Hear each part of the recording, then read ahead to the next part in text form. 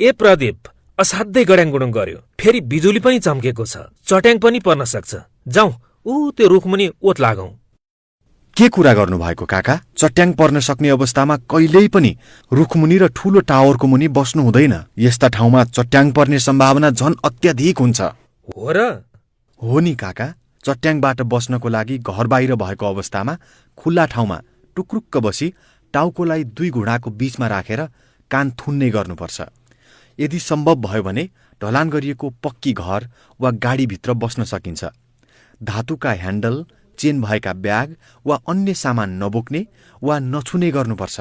Swimming pool वा पोखरी आसपास पनि बस्नु हुँदैन।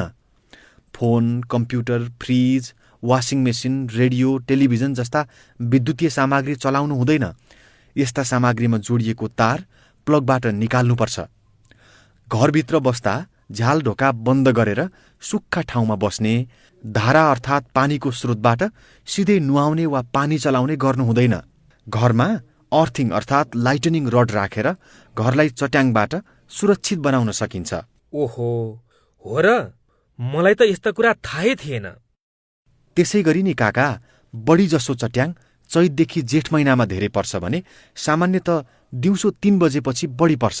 यस्तो समयमा हामी सबैले चट्याङबाट बस्न उच्च सतर्कता अपनाउनुपर्छ।